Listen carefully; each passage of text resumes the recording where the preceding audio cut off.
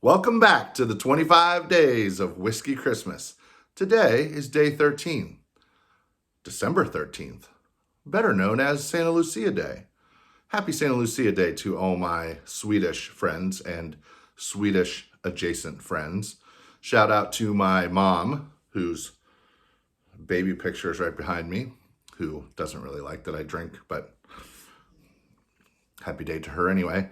And to my friend Erin in North Carolina, who I found out after moving to North Carolina when I said something about Santa Lucia Day that she was also Swedish and knew about it. So shout out to you, Erin. Today's a special day, but not just because of Santa Lucia Day. Let me tell you about it.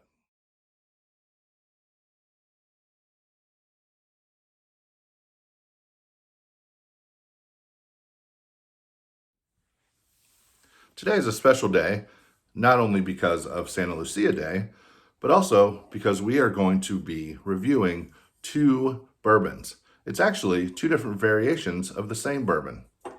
And that bourbon is Noah's Mill. Noah's Mill is produced by Willet, and Willet's an old company, but they've only been distilling their own juice since 2012.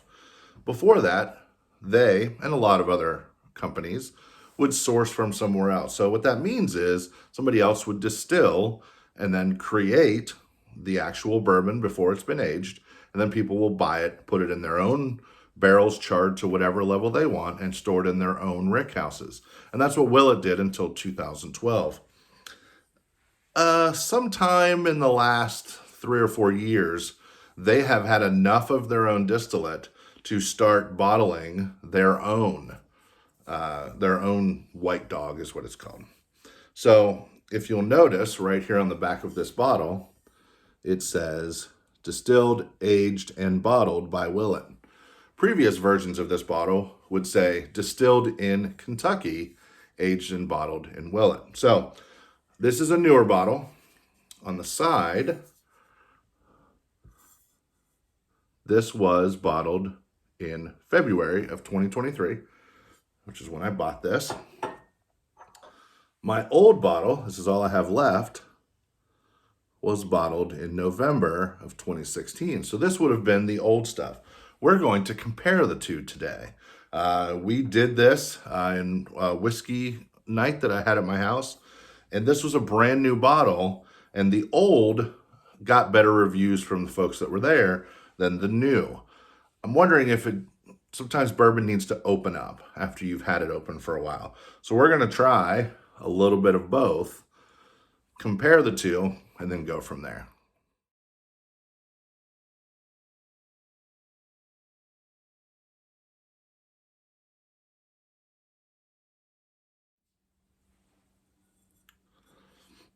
So we're going to start with the older bottle, which in my whiskey night was definitely the favorite. We're going to start with that one. That one I've had. Oh, I thought the missus was going to get in this video. This was going to be extra special. She's not. She's giving us some space.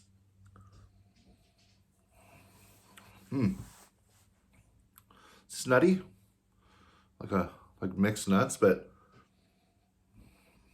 and maybe it's because I'm keeping it in this little bottle instead of in the original bottle, but it's kind of ethanol forward. Like you can smell the alcohol. The alcohol is strong. There's a little bit more complexity there more of a caramel. That's more distinctive of what Noah's Mill is. This is one of my favorite bottles. I enjoy this. That letting it open up, there's definitely more caramel. So the ethanol's kind of gone. Maybe my nose was fresh and it was just inhaling that a little bit too much. Yeah, caramel, nuts. Don't want this video to be too long, so let's just jump right into the tasting on this one.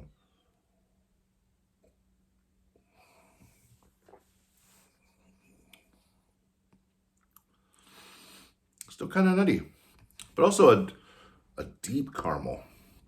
A lot of people like to say burnt caramel when they're talking about stuff. Burnt caramel sounds terrible. This is just caramel. Maybe they mean warmed up caramel.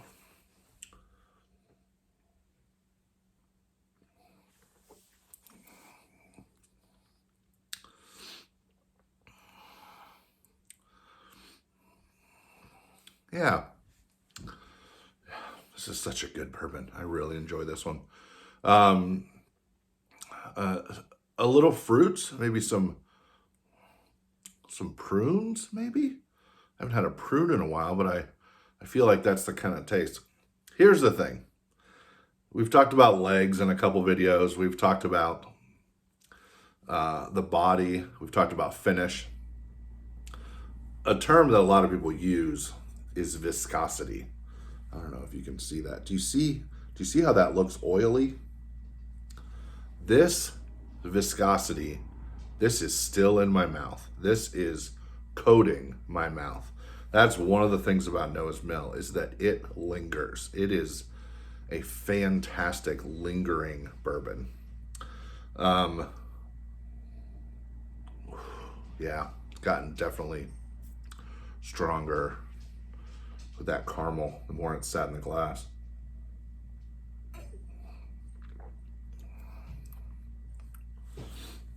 Kind of ending with maybe a little bit of that tobacco note, maybe even some leather, some stiff leather. How stiff leather smells a little bit, or I say taste because we're on taste, but kind of like a leather.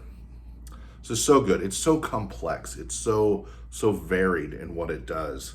So this is right up there. I'm happy to share this with friends. I don't want to jump ahead. I think what we're gonna do is we're gonna read about it first, and then we're gonna jump into the other one. So Noah's Mill is a straight bourbon distilled and bottled by Willett. Willett's ownership, which is a family ownership, is called the Kentucky Bourbon Distillers. As we talked about, the juice before 2012 was sourced. There used to be some scuttlebutt about Noah's Mill that it kind of came from some of the better distillers. It's always Kentucky. We've talked about MGP, which is an Indiana distiller. This has never been that. This has always been a Kentucky only product. 114.3 proof. They don't have an age statement. They used to have an age statement previous to 2012, and it always said 15 years. Or it said, actually the bottle said at least 15 years. Now it is estimated that it's blends of 4 to 10 year old. This is a 2012, so this is possibly 11 years old at its absolute oldest. So that fits into that timeline. Undisclosed mash bill. There are a lot of times that you can find mash bill somewhere. Noah's Mill has always been, Willett has always been secretive about the Noah's Mill. You cannot find it anywhere. MSRP, this is a little bit more expensive. This is a $68 bottle of bourbon. A lot of people think that that is too expensive to be a daily drinker, but they definitely respect Noah's Mill as one of the good ones. I'm gonna take a break. I'm gonna get some water, and then we are going to try the next one. And we're back. This is the new version. This is this was bottled in February of this year. It is batch number 23-02. Actually, the batch is QBCN, and that often talks about where it's located in the rick house. Let's go in for the nose on this one. This is warmer. None of that ethanol. And again, ethanol might have been just because it was my first time my nose was into any alcohol today. But definitely warmer. When I say warmer, more caramel than the other one. There's a little bit of nuttiness. Also, this is a little bit more pronounced on the oak. Not bad, but you can taste the oak in there.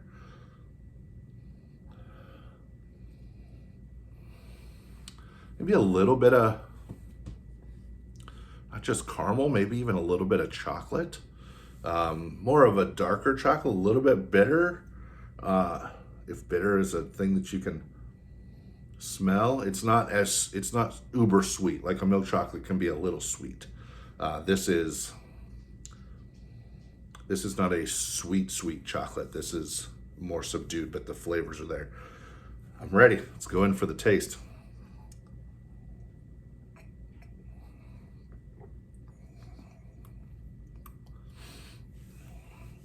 Definitely more fruit. Raisins. That dark fruit again, kind of maybe even a plum, like the juiciness of a plum. And when they get kind of ready to be a little too ripe and they're soft, but the flavors are intense. Lots more caramel. And this is warmer than the other one. This has, I'll say this opened up a lot from that bourbon night. I think that bourbon night was in September, maybe. This opened up quite a bit. This is better than it was 4 months ago.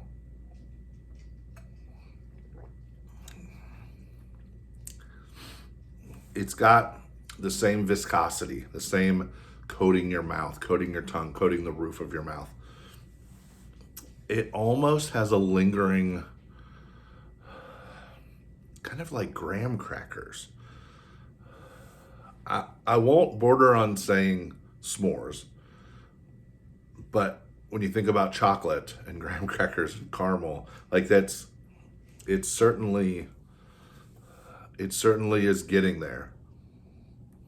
Very more full nose, more very complex, lots of stuff going on there. You could spend a half an hour just pulling out individual tasting notes if you were better at that than I am.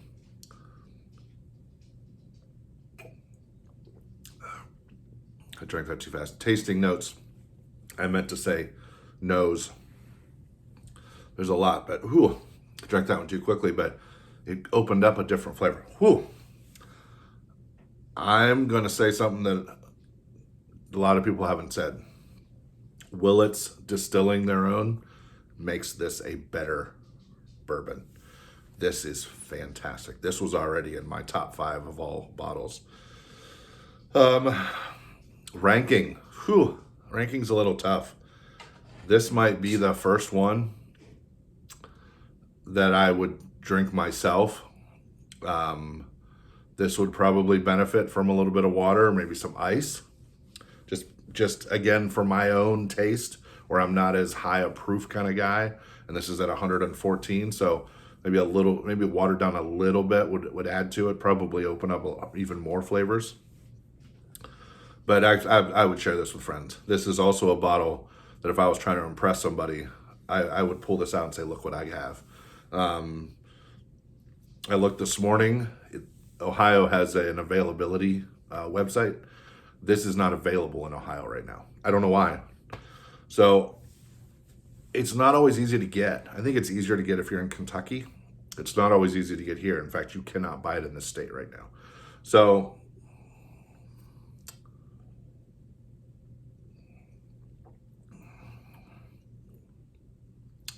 yeah, more graham cracker now. More sugars. More caramel, more chocolate. This is probably, I'll just say this is the most complex bourbon that we have done of all 13 days. Happy to share this with you. Happy Santa Lucia Day. Shout out to my mom and to my friend Aaron. And hope you enjoy. If you don't celebrate Santa Lucia Day, look it up. It's a pretty neat holiday. But otherwise, Merry Christmas, Happy Hanukkah, all the things that you do or don't celebrate. I hope that you at least have a good holiday season.